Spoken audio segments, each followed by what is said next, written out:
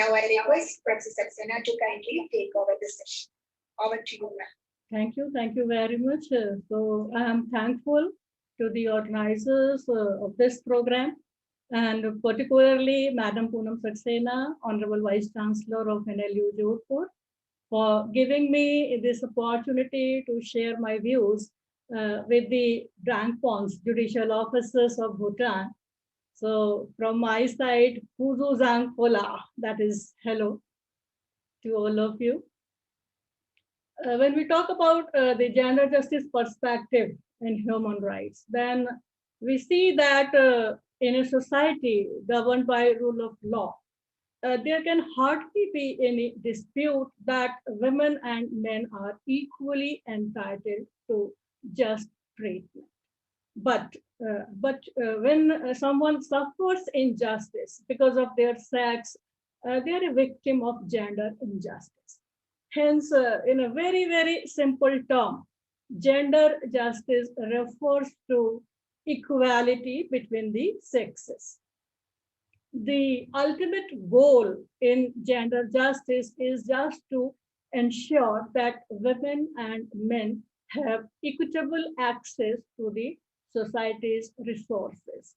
They have equal opportunities, they have rewards and benefits to enjoy these resources. I'm not saying that gender equality, women and men are the same. In gender equality, it is not like that. But the opportunities, the rewards, the benefits, that they have to be entitled equally. And gender equality means that both men and women, they have the same equal opportunities. I repeat, equal opportunities to meet their needs and priorities. Now, so before proceeding further, the point I would like to highlight is the sentence that gender justice refers to equality between the sexes. So it is very important to know both these terms with reference to the gender justice. The question is sex and gender. Are both the same or different? And by gender, we mean only women. Let me tell you that sex is the biological term that represents the genetic and physical identity of the person. It is meant to signify that one is either a male or a female. It is a biological construct. And on the other hand, gender is defined as the socially learned behaviors and expectations also that are associated with men and women on the basis of the masculine and feminine gender. Gender is a social construct. Sex is a biological construct. Gender is a social construct. So the basic difference between the two is that sex is biological and gender is socio or socio-cultural construct. Further, sex is said to be constant. It is persistent or ceaselessly globally. The biological factors of men and women are over the world are same. While in gender, the attitude, the expectations and demands of the society and culture that changes from place to place in a community, region-wise, state-wise, nation-wise, that is different. So in the matter of sex, we can conclude that differences are made by nature, while in gender, differences are created by the society. So one is very natural, that is the sex, and the gender, that is creation from the society, and that is based on the social and cultural construct. So gender stands for the characteristics of the men and women, which are socially determined rather than biologically identified. It determines the social role of men and women in the society and their access to opportunities, even the entitlement to resources for these two categories of the persons is predetermined and pre-decided, and that builds cultural implications upon it.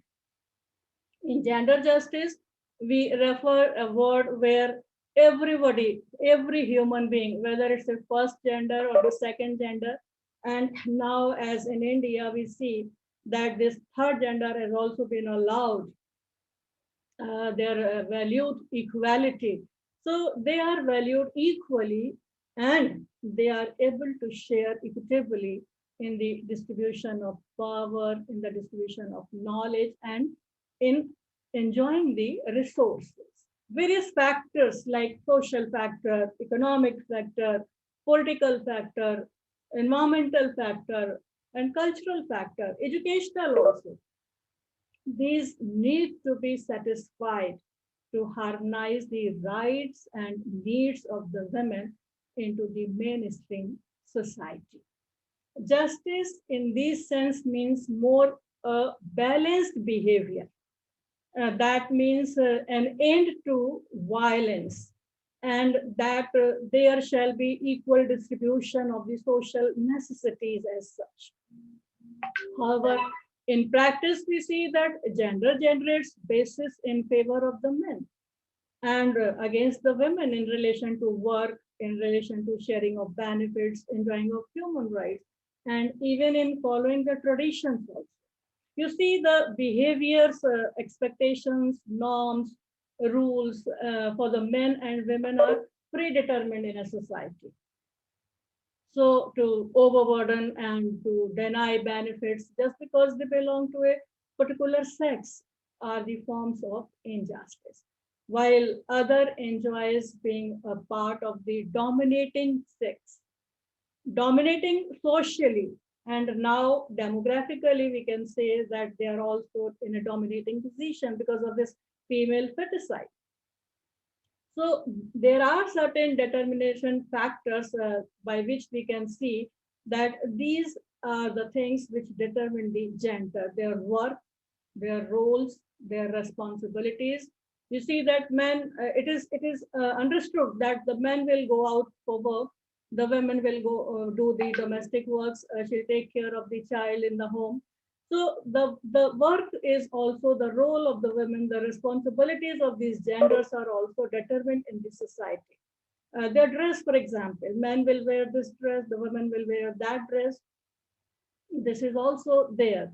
Behavior and attitude that determine the gender. Even mobility of the women, that when and where she has to go, where she will move, at what time she'll go from out from the house, and with whom she'll go out from the house. That is also determined factor. Then the spaces, the dreams and the aspirations that also decides the gender. Access to food, access to health care, access to nutrition, access to resources. Women have less access to the productive resources, assets, and even she is not allowed to take part in the decision making. There always been an unequal power relation between men and women. These are the things which we see in a society, and that makes the status of women subordinate and that make them vulnerable also. So this unequal treatment, either it results in discrimination or denial of rights, that can be seen in the enjoyment of the basic human rights. Human rights like women is denied to right to education, women is denied to right to health, medical facilities, and she is not allowed to access these facilities. She is not given her dues in inheritance. So there are various points where we see that the treatment is not equal with the gender, that is the women. The women is being discriminated. She is being denied her human rights. So women faces all forms of discrimination in the society. Now the question is how to maintain the balance. So though in today's scenario, we cannot say that these determinant factors are absolute.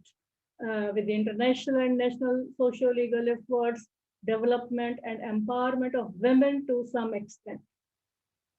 I would emphasize on only to some extent. The work, role, behavior, responsibility, attitude, that has changed or changing to bring the gender justice and equality. Globally, gender justice as a cause has gained the strength over the years. We know that no state can progress if half of its population is held back, if half of its population is not allowed to participate in the nation's development, if half of its population will be discriminated only because of the male dominance, the nation cannot progress. And that is what we all know. And this injustice, be it denial, discrimination, or inequality, will lead to the violation of our human rights. Now, human rights, as you may be knowing, is something that is based on the belief that everyone, by virtue of her or his humanity, is entitled to certain fundamental human rights. That by virtue of being born in the human race, every human being is entitled for the human rights. It is simply because we are human, regardless of the citizenship, race, nationality, ethnicity, language, sex, or sexual orientation, or abilities and disabilities. But this concept is fairly new. However, its roots, the roots of the human rights, lie in earlier tradition and documents of many, many cultures. In ancient times, you see that the people's rights were based on their family or social group or which they belong. They acquired rights and responsibilities through their memberships in a group. That group may be his family, that group may be a class, community, that group may be state, nation, region, whatever, on the basis of religion also. It was somewhere in 539 BC, the Roman leader Cyrus, that freed all slaves when he captured Babylon. And he created the first prototype of Declaration of Human Rights on a tablet, and that is known today as the Cyrus Cylinder. Now, this ancient record is recognized as the world's first charter of human rights, the Babylonian Principles. And it is translated into all the 6 languages of the United Nations, be it Arabic, Chinese, English, Spanish, French, or Russian. So the first 4 articles of the Bible of Human Rights, that is Universal Declaration of Human Rights, are similar to the provisions of this Cyrus Cylinder, Babylonian Principles. And now moving towards the Universal Declaration of Human Rights, a set of moral and legal guidelines that is to ensure an adequate standard of living. Adequate standard of living for what? That promotes and protects the recognition of our values, our identity, our dignity, our ability. This is what is we find in the Universal Declaration of Human Rights, which was drafted by the representatives of all the regions of the world. And this Declaration of Human Rights that was created by the United Nations Human Rights Commission, and it was chaired by Mrs. Eleanor Roosevelt. So it was formally adopted by the United Nations on December 10th, 1948. And this declaration is the most universal human rights document, which is outlining the 30 human rights that form the basis for a democratic society. The human rights perspective of gender justice can be witnessed in international documents of international agencies, where we find that the United Nations has established strong mandates for gender justice and gender equality. It is known that the gender equality and empowerment of women are essential for the eradication of poverty and hunger. It is also essential for sustainable development. In the 4th World Women Conference, I'll discuss it later also, specifically at the Women and Health Security Colloquium, where Hillary Clinton coined the phrase that women's rights are human rights and human rights are women's rights. So this was already the part of the Human Rights Bible, that is the Universal Declaration of Human Rights, where the very first article of 1948 UDHR declares that all human beings are born free and equal in dignity and rights. When it speaks about all human beings, it does not make any distinction or difference between male and female. So all are endowed with their reason and conscience, and they should act towards one another in the spirit of brotherhood. Article 2 of UDHR is also very important, which declares the entitlement of all these 30 human rights that is available to all the persons, to everyone without distinction of any kind, including sex. And as I told you that this Universal Declaration is having 30 articles. And if you go through the Universal Declaration, then you will find that 22 articles starts with the word everyone. When it says everyone, it means that there is no discrimination on the ground of sex or gender. Everyone includes everyone, and male or female both. 4 articles starts with no one. That is in existence. And again, it is not making any discrimination.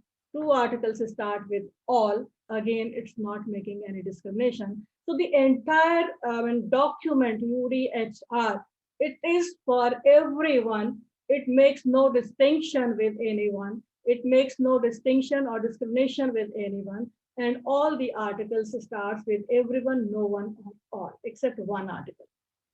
That is Article 16, which is related to right to marry, which declares that men and women of full age.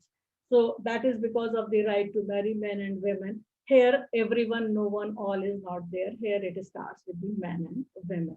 Then another human rights declaration for program of action is important for the purpose of understanding gender justice in human rights perspective is the Vienna Declaration of 1993.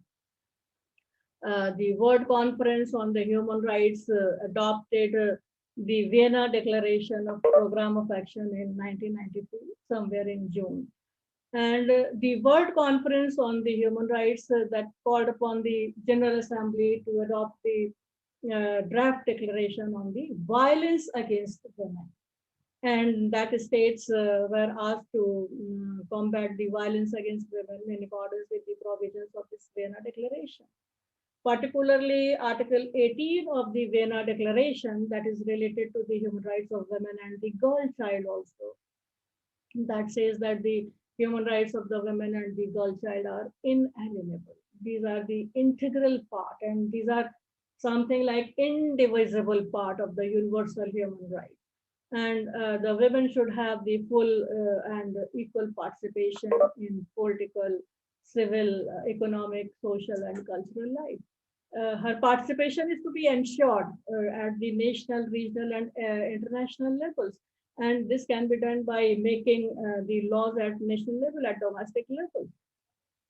The priority objective of this international community is just to eradicate all forms of discrimination on the grounds of sex and gender-based violence and all forms of sexual harassment and sexual exploitation or cultural prejudices and international, we can say, trafficking. These are incompatible with the and against the dignity and worth of the human person. So these must be eliminated by legal measures. And for this, you see the national action and international cooperation in the fields such as economic and social development, in education policy, in safe maternity programs, in healthcare, and social support. That is all necessary. So in Vienna Convention, you see the recommendations were regarding that these are the things which are to be incorporated in the national legislations, and for that international cooperation in these fields is also available. And on that basis, the violence against women as well as other forms of the violences of sexual harassment and exploitation that can be eradicated. So this was the viewpoint in Vienna Declaration regarding or to upholding the gender justice and human rights of the women. Then the human rights perspective of gender justice is also seen through the United Nations Decade for Women. It was in 1976 to 1985, which was a worldwide effort to examine the status and also to ensure the human rights of women. And also, we can say to bring the women in the decision making at all the levels, because this is one of the things that the women are not allowed to participate in the decision making. So this has been seen as one of the discriminatory part on the part of the women. And here you see in this national United Nations Decade for Women, this was thought that they have to see and examine and to make certain efforts so that the women may be brought in the mainstream for making decisions at all the levels. Then the four world conferences on women between 1975 to 1995, they all advocated the human rights of the women. Coming to the most important human rights document on women rights, that is the Convention on the Elimination of All Forms of Discrimination Against Women. And that was adopted by the General Assembly in 1979. And this convention entered into force in 1981. And you see that this convention set an international standard for what was meant by equality between the women and the men. So before elaborating the four world conferences between 1975 to 1995, I would like to focus some of the important provisions of this convention, also known as the CEDAW. So the CEDAW has six parts and 30 articles, which aims to promote the gender justice. And in this convention, the term discrimination against women, that means any distinction, exclusion, or restriction on the basis of sex. That means if there is any distinction made, if there is the women on the basis of sex is excluded or restricted to take part, then this would be termed as the discrimination against the women. So this has the effect, or we can say the purpose of impairing or nullifying the recognition of the women human right, the enjoyment or exercise by the women, irrespective of the marital status, on the basis of equality of men and women, of their human rights and fundamental freedoms in the political, economic, social, cultural, civil, or any other thing. And this is what we see Article 1 of the Convention of 1979, which defines the term discrimination against women. So distinction, exclusion, or restriction on the basis of sex, that is there, which makes it a discrimination against the women. Then Article 2 requires to take all measures in all the fields. That is related to the legal field, political field, social field, whatever. So to ensure the equality with men, that is what Article 2 requires. And to this, all the measures are to be taken, by the authorities, that is at national level, to ensure that there must be equality with the men. And we see that in India, there are cases which have been decided by the judiciary where the steps have been taken for ensuring the equality of women with that of men. For example, very recently, Section 497 of IPC, that has been declared unconstitutional to some extent, and Joseph Shrine case in case of the adultery. And right from Nargesh Mirza onwards, we see many more cases where the judiciary has done various things to include this equality of men and women. Then relating to Article 3 of this convention, which speaks about the full development and advancement of women, and that is for the purpose of granting them the exercise or enjoyment of their human rights, their fundamental freedoms on the basis of equality with that of the men. And this is what we see in the Indian Constitution also, Article 15, Clause 3, very specifically, or this is some special provision, special measures where state is under obligation to make provisions for the women and the children as such under 15.3, though we are having the right to equality as a general article, but these are certain, we can say, constructive part of that constitution, which makes it full development and advancement of the women for the purpose of exercising and enjoyment of their right to equality. Then these measures shall be discontinued when the objectives of the equality and of opportunity and treatment have been achieved. Now, this is very important provision in the Convention on Elimination of All Forms of Discrimination, that is CEDAW, Article 4, which says that the measures have to be adopted for bringing the equality, measures have to be adopted for the development and advancement of the women by making provisions in their social, legal, political, and all the fields. But at the same time, they also provide that these measures shall be discontinued when the objectives of equality of opportunity and the treatment have been achieved. This is a convention of 1979. And now we are in 2021. And I'm dreaming the day when this Article 4 of the CEDAW will be activated. So still we find that there are discriminations which exist in the society. And this, the very purpose of this Article 4, whenever it is to be achieved, that would be the day when we can say that gender justice has been achieved. Article 5 that provides for the legal protection and elimination of the practices and prejudices, because we all know that there are certain customary practices, there are certain prejudices which exist in the society that are based on the idea of the inferiority or the superiority of either of the sexes, or on some stereotyped roles of the men and women. As I told you that what the men would do, what the women would do, what dress they will wear, what type of the food, or when they will go mobility, so many things. So Article 5 of this CEDAW that provides for the legal protection, so that this may be all the practices, such practices which are customary in nature, which are stereotyped. So those are to be eliminated, those are to be, abolished. So provisions are to be made for that also.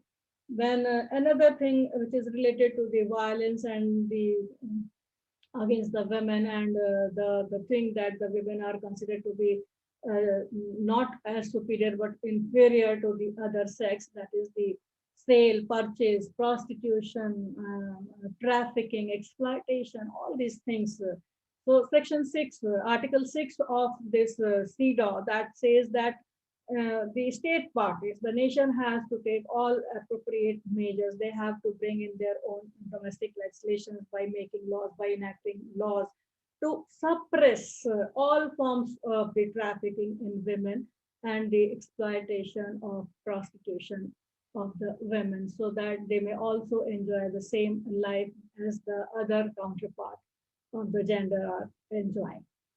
Say Article 7 and 8 of the article, those are important for the purpose of equality in administration and politics. As I told you that the women are not allowed to participate in decision making, the women are not allowed to participate in the political practices. So Article 7 and 8 that says that the women are entitled to vote in all the elections. They should be allowed equality in the administration and politics. And they have to participate in the international programs, conferences. They are to be allowed to represent the nation. So the opportunity to represent their governments and at the international level, and to participate in all the work of international organization, that right is conferred by Article 7 and 8 to all the women under this CEDAW. And then equality in family status, that is also one of the point where the justice is not delivered to the women, and that is also provided in the CEDAW Article 9, which speaks about the equality in family status to acquire, to change, or to retain their nationality. In case of the international marriages, so neither the marriage to an alien or the change in the nationality by the husband during marriage, that shall automatically change the nationality of the wife. So this is the choice of the wife concerned, that whether she wants to change the nationality or not. Rendered this is something which is very important for the women, for her status as an individual. And the states parties, that they are also asked to grant the women equal rights with that of the men, with respect of the nationality of the women as well as to their children. This is Article 9. Then Article 10 is very important, which speaks about the another area where the women are not allowed to participate. That is they are not given access even to education, so that there may not be dropout. Adult education is also allowed, and same opportunities to benefit from the scholarships and other study grants, those are to be given. Some special provisions are also to be made towards the women or the girl child for the education purposes, so that the opportunities to practice and opportunity should be given to them to participate actively in the sports and physical education, information, advice on all these things. Along with that, one more education to the women is also, and that is related to the family planning. That is also to be provided under Article 10, that is the provision there. Because the right to reproduction is not given totally to the women. It is not her choice. So this family planning, that is also going to be part of Article 10 of this CEDAW. Then right to work as an inalienable right to all the human beings, we all know. So employment, business, and security during the job, health, protection, equal pay, promotion, these are all the things which are to be granted by the state laws, and that is provided under Article 11, that is the right to work. Because we know that the women, they are in the work field, and they are given remuneration for their work. They are not given the remuneration for their work, so still they are enlarging the economy of the nation, but they are not being given any security for their job. So Article 11 provides for that security of the job, that during maternity leave, during health or some other issues, their job may not be at loss. Article 12 ensures for the women the appropriate services in connection of the pregnancy. So these two articles are related with the employment and right to work, 11 and 12. And because during pregnancy, the confinement and the even the postnatal period, so granting free services where it is necessary, and to give adequate nutrition during pregnancy and lactation, that is to be ensured for the women. Marriage or during pregnancy, they will not be removed from services, or from when they are on the maternity leave. Maternity benefits should be provided. Salary should be given during maternity leave. So in India, we also see that equality provisions are there. All these things are there. Still, the women who are on the contractual basis, who are on ad hoc basis, who are not regular in job, they are being denied the maternity benefits also, and judiciary has to come forward for that. So these are the provisions in the CEDAW, which speaks about to ensure the equality to women, and to ensure the appropriate services in connection with the pregnancy and confinement of the women during the pregnancy and postnatal period also. Then Article 13, that the right to family benefits. You see the right to bank loans, the mortgages, and other forms of beneficial and other financial credit, that is to be ensured for the women. And the right to participate in the recreational activities, sports, and cultural life. These are all conferred upon the women by Article 13. And then access to adequate health care facilities, including information, counseling, and services in family planning. They are to be benefited directly from the social security programs, to participate in the community activities. All these things are to be ensured for the women. So you see that the provisions which are there in CEDAW, These are related to all the fields, whether it's a social, cultural, legal, political, economic, education, whatever is there, they are being given the rights so that they may enjoy their human rights as an individual, and that they should not be discriminated on the basis only of the sex, and they are not to be considered as an inferior gender, and to participate in all these activities that is there to enjoy the adequate living conditions, particularly in relation to housing, sanitation, transport and communications. They should be allowed all these things, and they should be given the right to access to all these things. Then family and health related rights, they should be given the equal rights as that of the men in way of the freedom to choose their residence and domicile, to give the women in all the civil matters a legal capacity, because in some of the countries you see the women are still not allowed to participate in these things, and as we are having in India, that is not available to all the women in the other countries also. So for that purpose, Article 15 is there, which is important for giving this right to the women to have the rights in the civil matters as legal in the legal capacity, with same as that of the men, and to have the same opportunities for that purpose. And Article 16, which is related to the marriage rights. So again, the same rights are conferred upon the women as that of the men. The same right, that is freely to choose the spouse and to enter into the marriage with their free and full consent.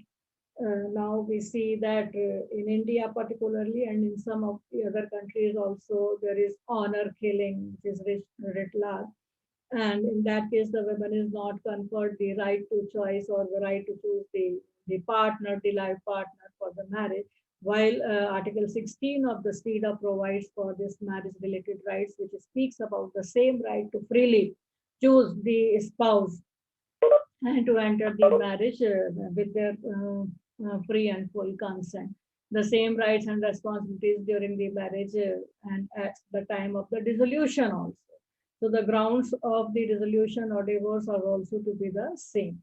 The same rights and responsibilities as the parents, respective of their marital status in matters relating to their children. Now we are moving towards the living relationship also, and the unwed mothers are also there. So whether the marital status is there, whether they are married or not, but the rights and responsibilities as parents should be the same. This is what Article 16 provides for, and we see that in all the cases, and the interest of the children shall be paramount. This is very important restriction also on the rights of the women as well as the other counterpart, that the rights or the interest of the children are to be taken care with while giving the custody of the children if the parents are separated, and if there is any divorce case. So this has to be seen. Then spacing and the number between the children, that is also to be decided freely in case of the women as it is in case of the men. To have the access to information, education, and means of the livelihood to enable them to exercise these their rights. That is also conferred by Article 16 of the CEDAW. Then the same rights and responsibilities with regard to the guardianship. So whatever rights are related to the parentship, that is guardianship, wardship, trusteeship, adoption of the children. So in all these matters, the rights which are to be given to the women, that is to be the same rights and responsibilities. And other similar situations like are to be there in the national legislation. This is what we find in Article 16. The same personal rights as husband and wife, including right to choose the family name, profession, and the occupation. We see that particularly we find in India that after marriage, the surname of the women changes. So the family name, whether she should continue with her bachelor name, or she should be having the name of the family in which she has married. that has her own right to choose. That is also one of the provision or one of the human right of the women, which is there in Article 16 of the CEDAW. Then minimum age for marriage and to make the registration of marriages in the official registry compulsory. Because we see that registration of marriages are very, very important in today's scenario when it comes to the case of the maintenance at the time of the divorce, etc. So, in order to avoid the denial for that, registration of marriages are very important.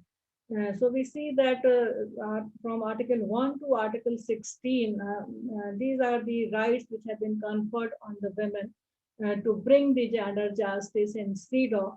And as I told you, there are 30 articles. So Article 17 to Article 30, these are in other two parts of the CEDAW. They are related to the procedural aspects of the convention, at the same time how it has to be executed and how it has to be entered into the parties or the state has to sign. So all these procedural parts are there from 17 to 30. But the most importantly, the human rights of the women are given from Article 1 to Article 16. Then besides CEDAW, as I told you that there are 4 world conferences also which try to deliver the gender justice and to ensure the human rights of equality, human rights to development, human rights to peace. Those are also important, which have bring forward the gender justice for the women at international fora. So the first UN conference on women that was held in Mexico in 1975. And you see that at this conference, 3 objectives were identified in relation to equality, peace, and development for the decade, that is 1975 to 1984. So this first conference of the women at Mexico, that was related for the equality, peace, and development for the women. And this also provided for the full gender equality and the elimination of gender discrimination. So the first focus was on the equality, and there shall not be any discrimination in this first World Conference. Then integration and full participation of women development, so that they may be allowed to participate in all the decision-making authorities. They should be allowed to make the part or to integrate in the mainstream of the society for their development. So the first was the equality, the second was the development, and at the same time, the contribution by the women towards strengthening world peace. Because that was the time when it was also very important that how to bring the peace. And for these 3 agendas, we see that these 3 agendas were to promote the gender justice. And 1975, you see, was also the declared by the United Nations as the International Women Year. So during that period in Mexico, the conference was there, and in that conference, the equality, peace, and development were the 3 objectives in relation to the women for providing gender justice, and they have worked on these 3 issues. Then second World Conference on the Women that was held in Copenhagen in 1980. And this was just to see the status of women as what has happened from the first conference to that of the second conference in the 5 years. And it was something like to review the status of its earlier conference at Mexico. And the participants in this World Conference, second World Conference at Copenhagen, they have identified 3 areas in which the measures for equality, development, peace were needed. So in the first conference, you see the equality, development, and peace. These were the 3 objectives. In the second conference, how to measure that, how to ensure that this equality, development, and peace can be ensured. They have identified 3 areas again. And in that, they found that equal access to education is very important. This is one. Then equal access to employment opportunities, that is second, and equal access to adequate health care services.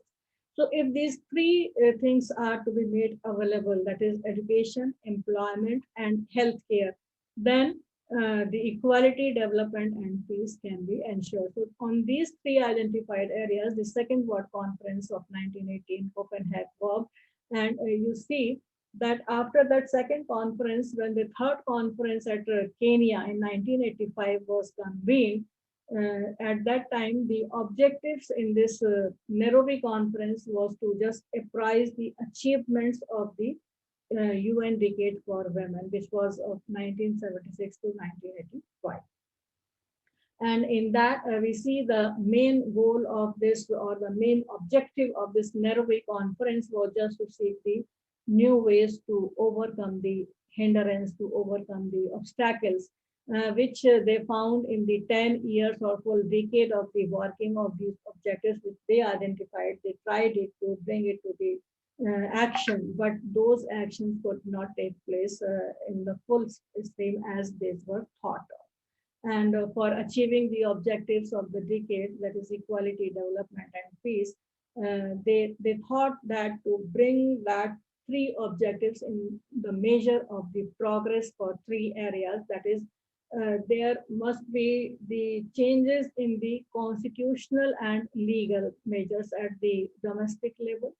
Then equality in social participation is to be ensured, and equality in political and decision making is to be ensured. So you see that the third conference was targeted or focused upon to establish the measure of progress, or for the development, for the equality, and for peace, that has to be ensured through the constitutional and legal measures, and by giving the equality and social participation, equality in political participation and decision making. So this 1985 World Conference adopted in the Nairobi the forward-looking strategies for the advancement of women, which they said that these were to be implemented by the year 2000. And you see, many governments have enacted legislation to promote the equality between men and women during this time. The states have established national machineries to ensure the mainstreaming of the gender perspectives in all spheres of the society. In India, we see National Women Commission has been established, and the various laws have been enacted for giving participation and equality to the women during this period.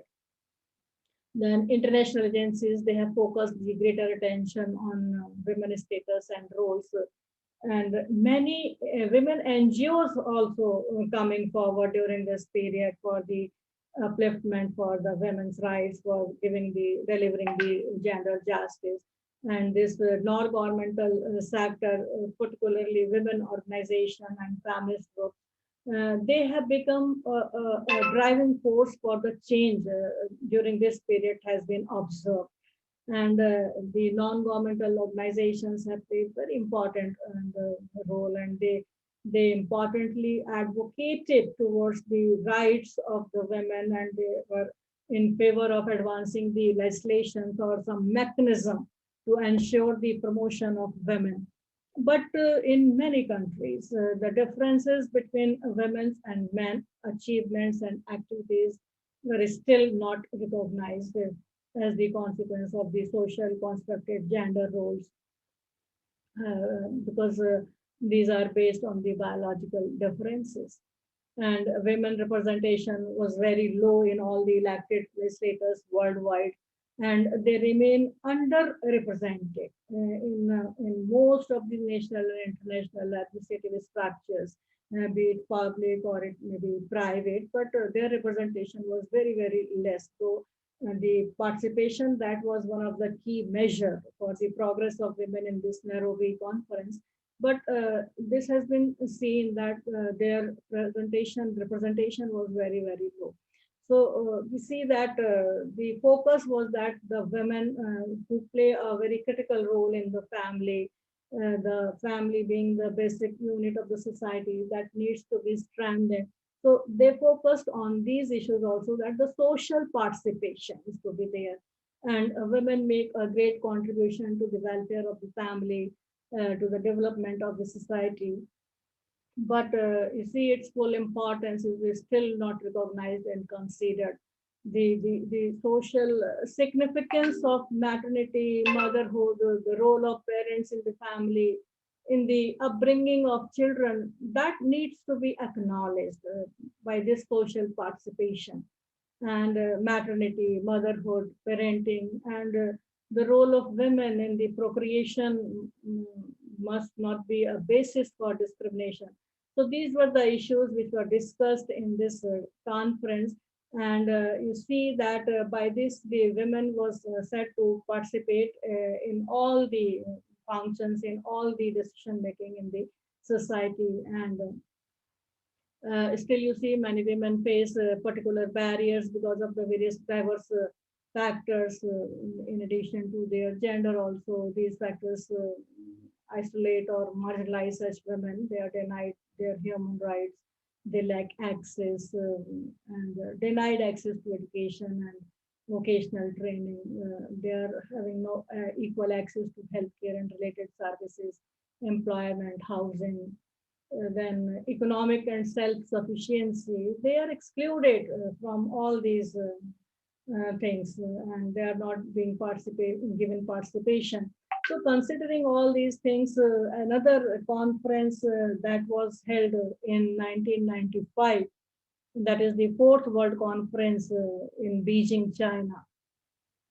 And here you see this, this was the conference which took part after 20 years of the first conference in 1975 at Mexico. And this conference marked a significant turning point, I should say, for the global agenda for gender equality.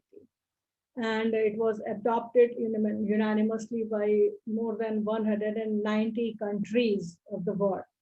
And the agenda this time was not the equality, it was not the development piece, but a very, we can say, umbrella type agenda, that was women's empowerment.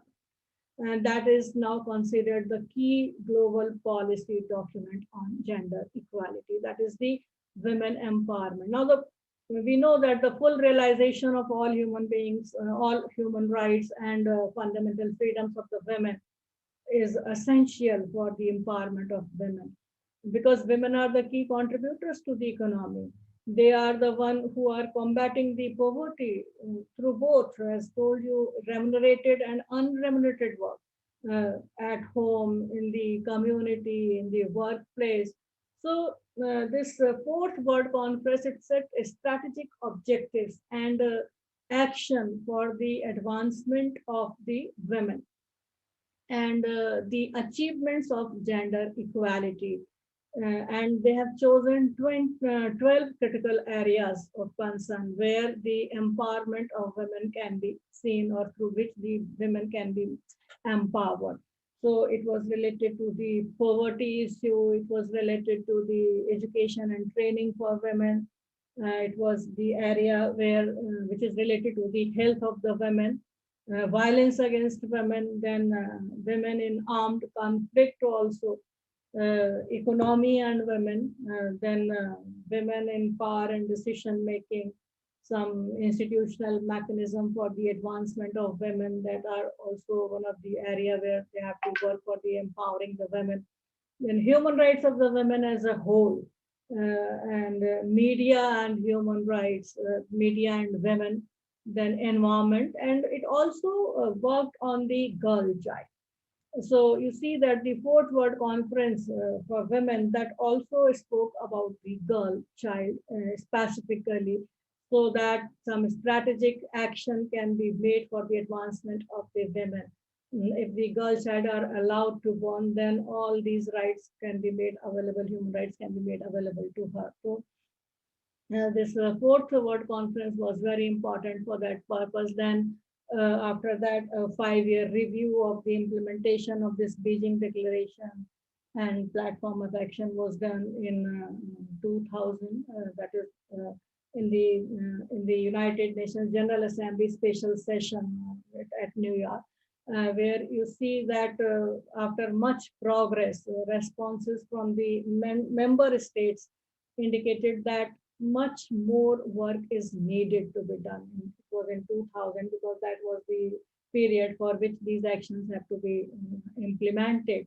But in 2000, when the review was going on for the implementation of this Beijing Declaration, then it came to the knowledge that the responses were not as it should be, or the work is still needed to be done with regard to the implementation of this platform of action of the Beijing Declaration. And the major obstacles to gender equality worldwide were seen in this review. And further in 2002, globalization was also there in existence, and this has added also some new dimensions like poverty and violence both.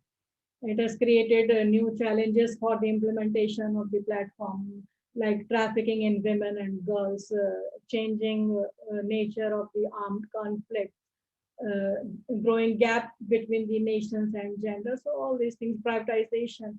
So all these things came across, and when this review was going on, and then it was seen that the plan which was given by the Beijing Declaration that could not be successful. However, the SIDA was continued in between, and last year in September 2020, on the 25th anniversary of this Beijing Declaration, the women's right of United Nations women, they called for the fast tracking or accelerating its unfinished agendas, because whatever 12 critical areas they have identified, on those what work has been done. So for that, again, this has been seen in the 25th anniversary, and they asked for the fulfilling those commitments that were made in the Beijing platform of action. That is delivery on commitments. That is, the resolution reached in the conference should be materialized, should be enforced properly, as no country has fully delivered to the commitments of the Beijing platform of action. There are researches also which shows that the COVID-19 pandemic has aggravated the pre-existing inequalities also. This pandemic has pushed the 47 million more women and girls below the poverty line. So when this much population is below the poverty line, how we are thinking about the empowerment of the women on the economic grounds and other grounds also. Then there are reports on the increased violence against women throughout the world due to the lockdowns, and women are losing their livelihood faster because they are more exposed to the hard economic sectors. And one more aspect of the gender equality at international level that is seen in the Sustainable Development Goals, which was adopted by the United Nations member states in 2015, which is a sector which set out a goal of 15 years plan to achieve these 17 goals. This Sustainable Development Goals have 17 goals, and these are to be fulfilled up to 2030. And I'm talking about only specifically goal number 5 of this SDG, which is related to achieve the gender equality and empower all women and girls by 2030. So gender equality, we all know, is a fundamental human right.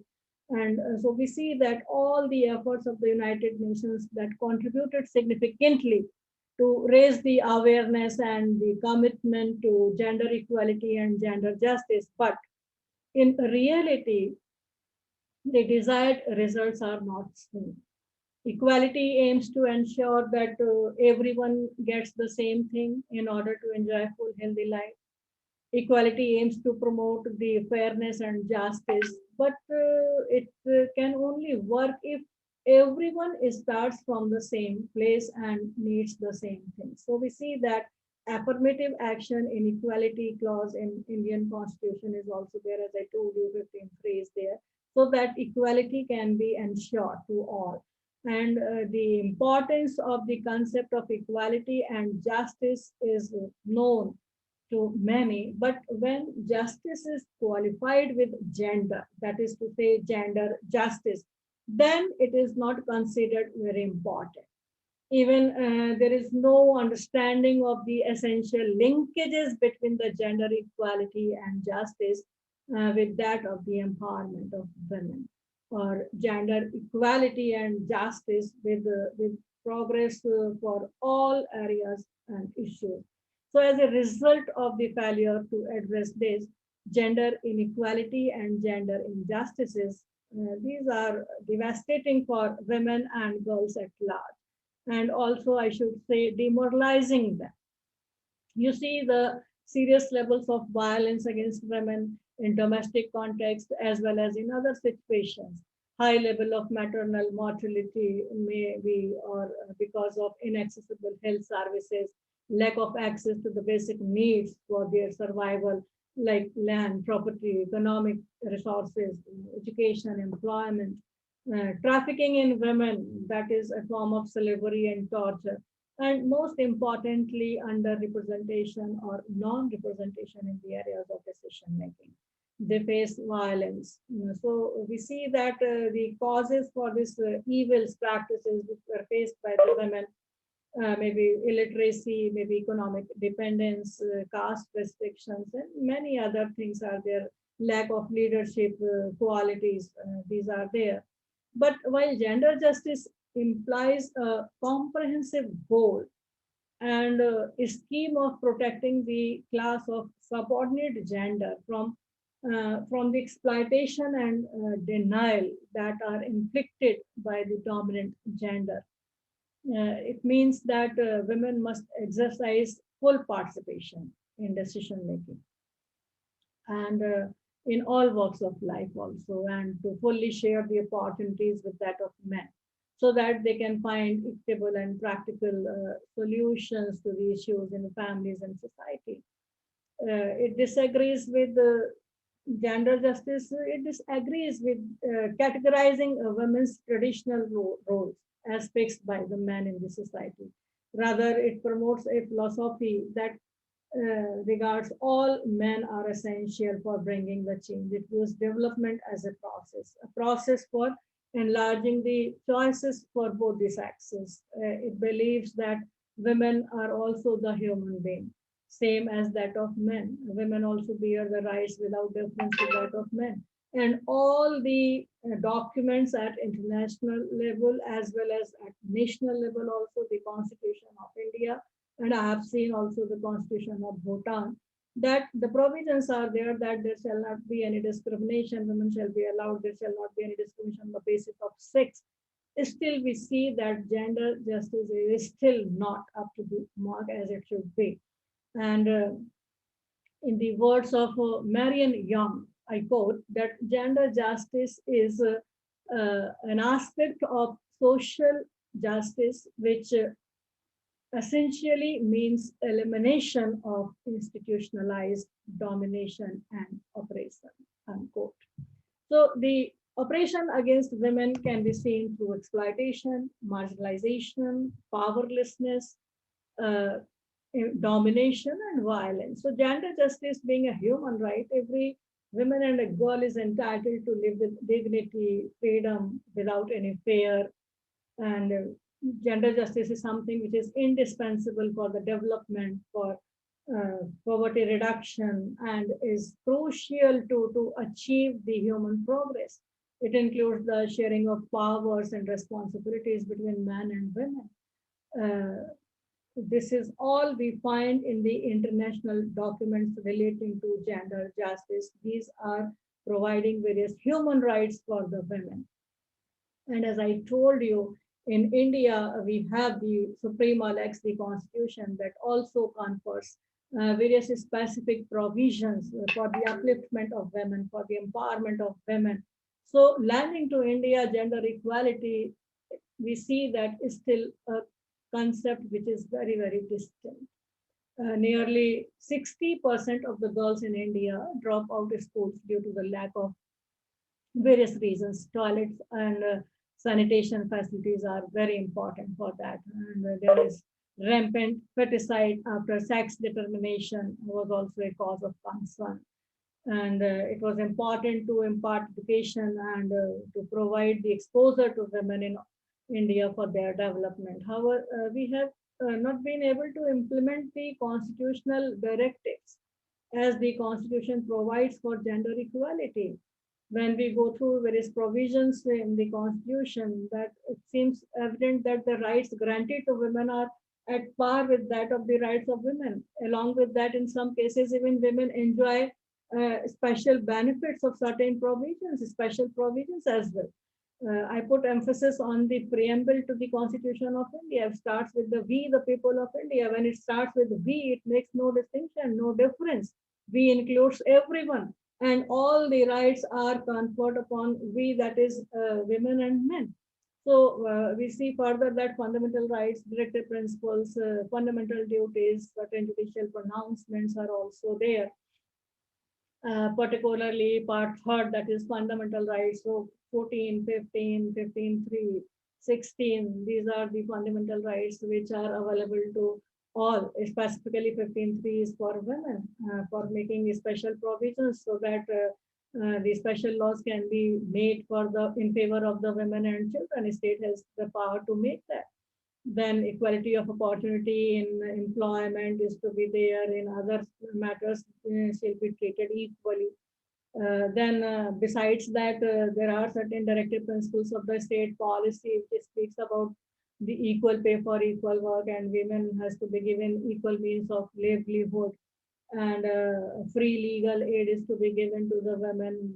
To the state shall ensure the opportunities for securing justice, and no one shall be denied this equality of opportunity. There shall not be any discrimination on the grounds of economy or any other disability. Then at the same time, special provisions have been made for the women and the directive principles, which speaks about securing just and human conditions of work, and for the maternity relief. The state has to make provision. Then educational and economic interest of the weaker sections, including women, those are to be ensured by the state, and that has to be promoted by the state by making laws, by giving special care. The state has also to ensure the nutrition and other living conditions of the people. So all these things we find in the Constitution of India in part third, that is the fundamental rights, in part fourth as the directive principles of the state policy. And at the same time, there is a fundamental duty also, as I'm talking about the abusive language or the dignity of the women, that is also important to enjoy the fundamental human rights and fundamental freedom. So Article 51A clause E, that speaks about to renounce practices which are derogatory against the women. So provisions are there in the Indian Constitution. Judiciary is also active in taking all these things so that the women's dignity can be ensured, her rights may be protected. Again, while going through the Constitution of Bhutan, I could see that Article 7, which speaks about the fundamental rights, specifically Article 15, that confers the equality laws or right to equality to all the persons. And it specifically says that no one shall be discriminated on the grounds which include sex also. So equality before law and entitlement for the equal and effective protection of law is ensured as a fundamental right in Bhutan also. Similarly, there is also one of the fundamental duty in Article 8. You may be aware that it speaks about the person shall not tolerate or participate in acts that is related to the abuse of women. Besides other things, the abuse of women is also important. That is given under Article 8 as a fundamental duty. And Article 9, which is principles of state policy, those Article 9 subclause 3, that is related an obligation on the state to endeavor to create a society, a civil society free from oppression and discrimination and violence.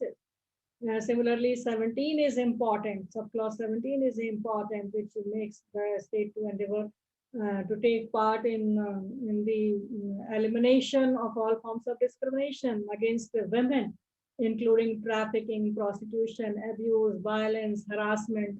So this specific provision which we find in the Constitution of Bhutan under Article 9, clause 17, We don't have this specific provision in India, in Indian constitution, and that is very important for uplifting the gender justice there. And though these type of the judgments we find in our country given by the apex court, but we see that this specific provision is the part of the constitution of Bhutan under the principles of the state policy. But besides all these provisions, we see that that the women in India are still facing violence, and that is on increasing day by day. You see the data of child marriages, rape, dowry, practices of sati, trafficking of the girl child, prostitution, domestic violence, sexual harassment, because women have started going out of the house on the basis of their human rights and fundamental freedom.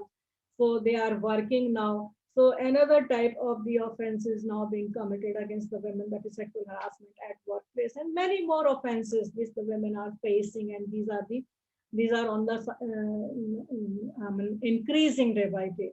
The majority of women are still very far from enjoying the rights and opportunities which are granted to them by the constitution and various human rights documents we see. And one of the justice in the Supreme Court of India, Justice K. Ramaswamy, former judge of the Supreme Court of India, he stated one of the judgment that Indian women have suffered and suffering discrimination in silence, because you see many of the cases are not being reported even of the violence against women, particularly in case of the domestic violence. You see the cases are not being reported. In cases of the rape also, it is not being reported or underreported. So self-sacrifice and self-denial are their nobility and fortitude.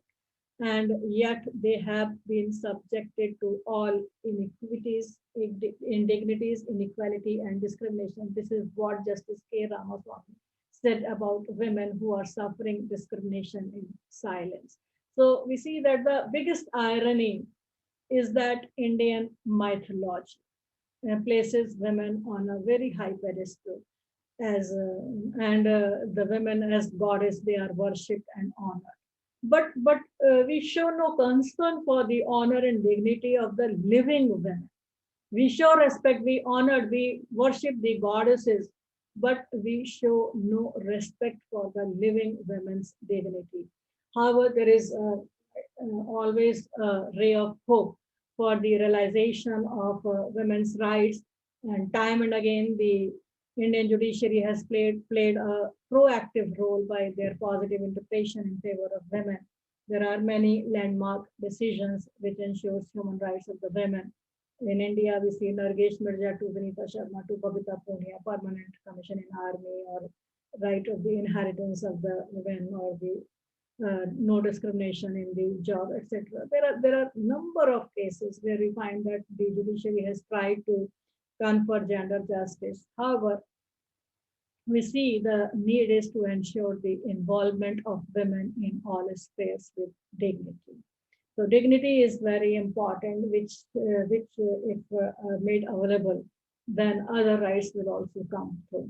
And review and amend the laws and combat practices which discriminate on the basis of gender. Because as I told you, there are certain cultural practices, certain traditional practices which are still existing to make a discrimination between the gender, male and female. So these need to be polished, and these need to be amended and reviewed, and increase the number of the women in leadership positions. That will also make certain changes, that will also bring certain changes, as I see that if the women would be in the leadership in various authorities, then there would be certain changes in the dignity, in the status, and the empowering the women also.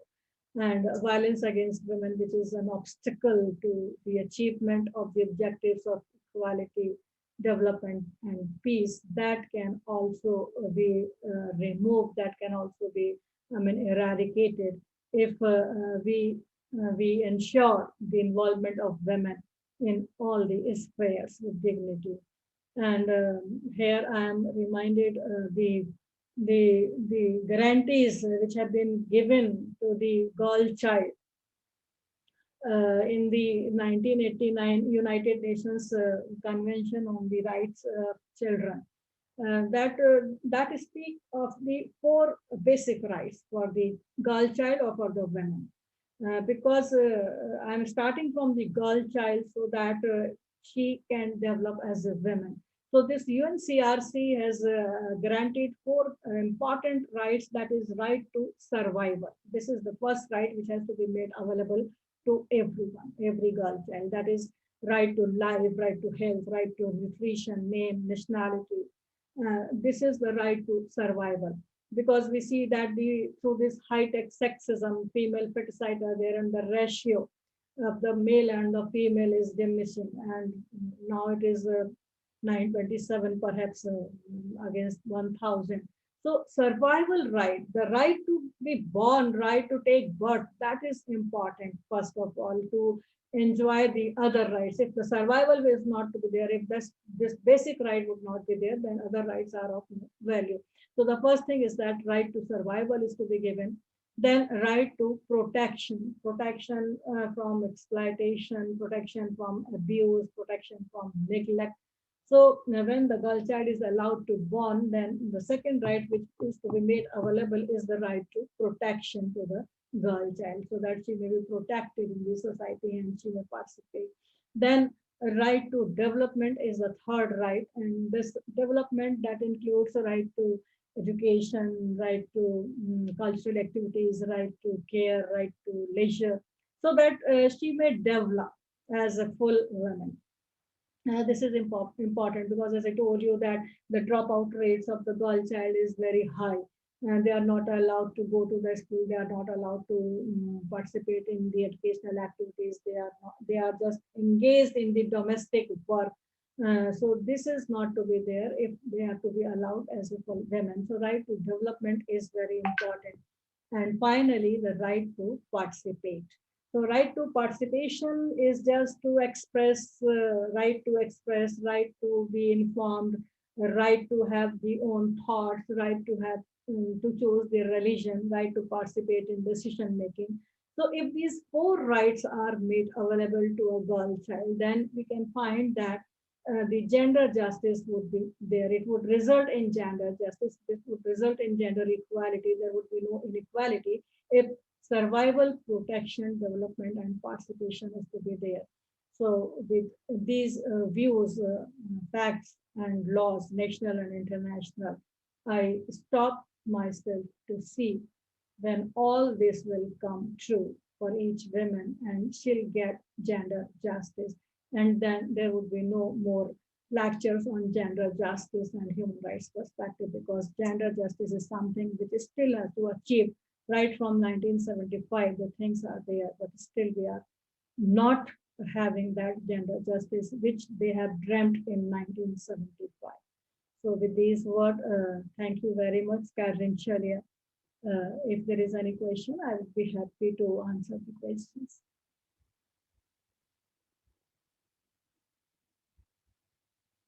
Student